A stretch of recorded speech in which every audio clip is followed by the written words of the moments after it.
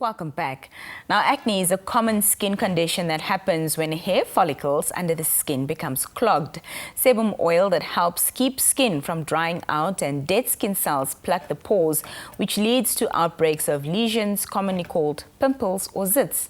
Joining us from Brimstone Medical Center is Dr. Sylvie Kapunja to unpack. Good evening and welcome, Doctor. Hi, Nina. Thank you for having me. Thank you so much for being here.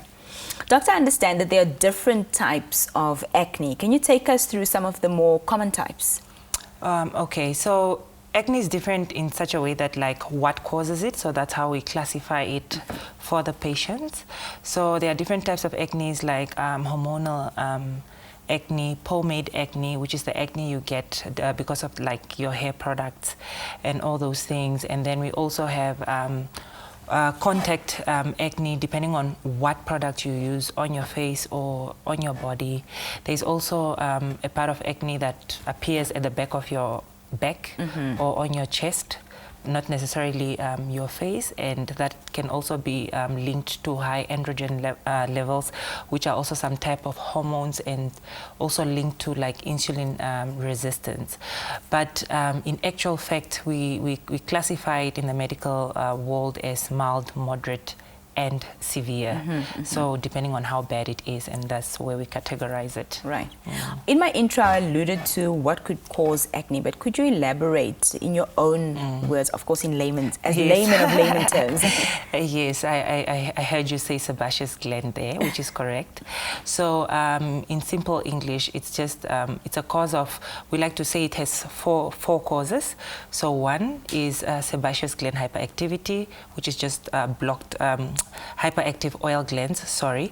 So the natural oil producing small holes or pockets on your body, in the armpits, in your face, basically all over your skin. They produce too much oil than normal, and that predisposes you to develop pimples. And then there is also what we call hyperkeratinization, and that is when your pores get blocked. And then there is now the inflammation part of it, which is just normal for swelling or redness. And then there is now bacterial colonization, which is caused by a bacteria called Propionibacterium acne. And that is when the pimple becomes yellow and filled with pus. Right.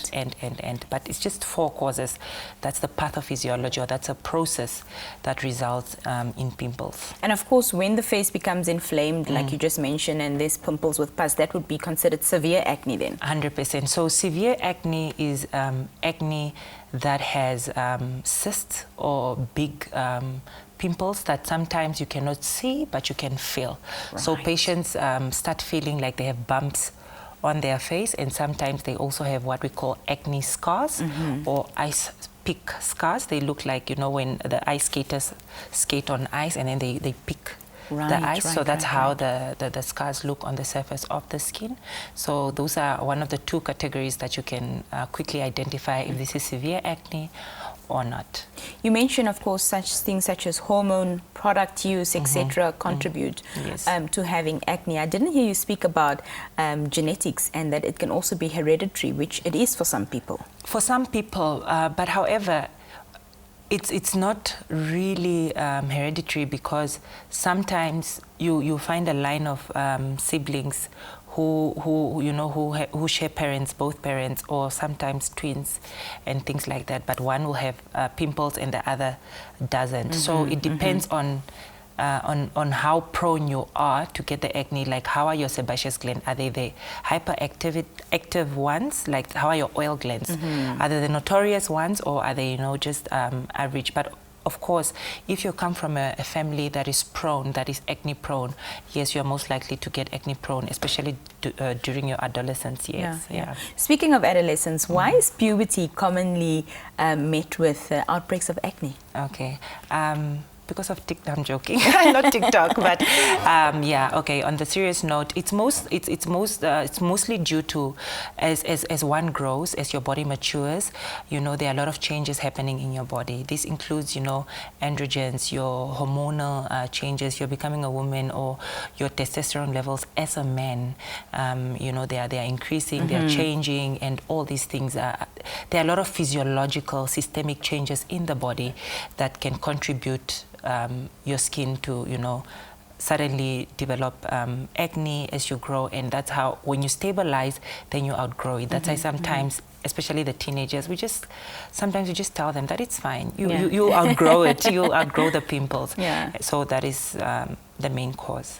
Let's talk about how acne is treated from moderate to severe, and also let's unpack preventative measures that one can take. That's very important, actually.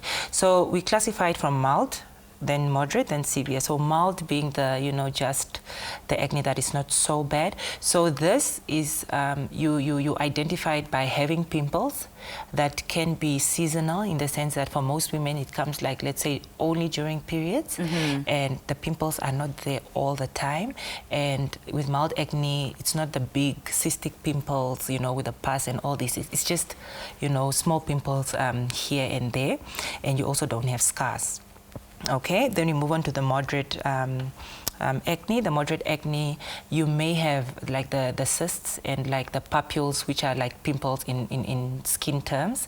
However, these papules are not so big, they are not cystic yet, and having acne scars yet, and that is the difference between moderate and severe. The moment a patient presents with acne scars and cysts, that's when we classify the acne as severe. However, there is a challenge differentiating between moderate and severe, because there's only really a little bit of a difference, which significantly is just the scars. But sometimes you can see 1 or 2 scars and the pimples are not that much, or sometimes it's just many pimples and there are no scars, but it can still be classified as severe. Right. Yeah. And so if I've got mild pimples and I only get it during menstruation, would you then suggest that I use a face wash, or should I not have, a regime of cleansing, toning, etc.? When it's moderate, is there medication involved? When it's severe, what are the treatment methods? Okay, so free consultation for the viewers right now. Quick, 5 seconds. Yeah. So what you need to do is, as I said, the 4 causes. So that's all you need to do. Just address the 4 causes. Blocked pores, use an exfoliator. You exfoliate your face twice a week. And then the oil glands, that you try to not put thick products on your face. Stay away from petroleum jelly things, or any cream that you take in a tub where you have to put your hand in it. So stay away from that.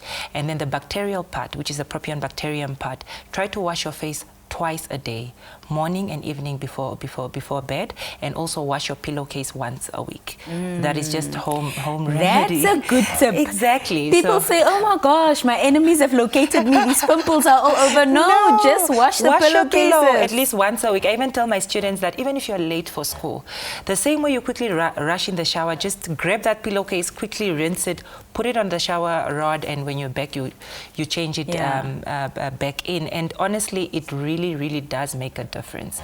It makes a big difference. Fantastic. What do you use on your skin?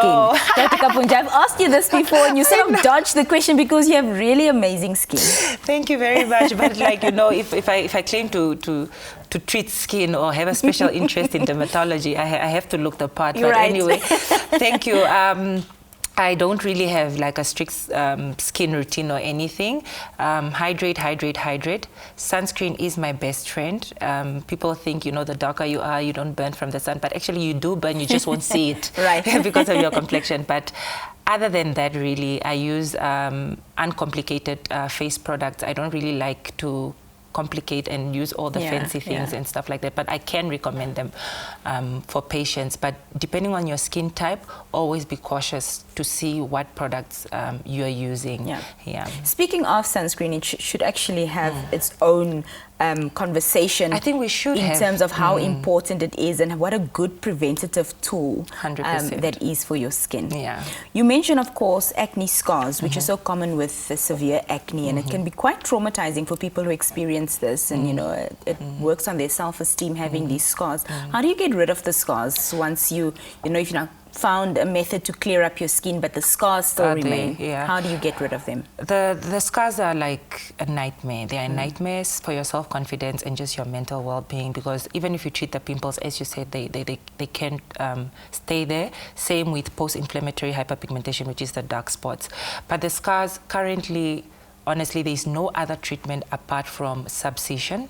So please, there's no product on the market right now that will say that will get rid of your acne scars. That's not correct, because already it's tissue in your body pulling down on the skin, you know, all these fibers, the collagen, it's very tight. It's basically skin being pulled inside, and that is why there's a dip in those scars. So the method of treatment, we call it subcision. So that's when we go in with like a cannula under the skin, and we basically cut those bands to cut the skin loose, and then it will bounce back up, and then it will reduce the appearance of the scar to like 80–90%, but of course never 100%, but it does change lives. Fantastic. Yeah. Well, I always love being educated by you, Dr. Kapunja. Thank you so much for joining us this evening. Thank you so much, Nina. Always a pleasure. That was Dr. Sylvie Kapunja speaking to us there about acne.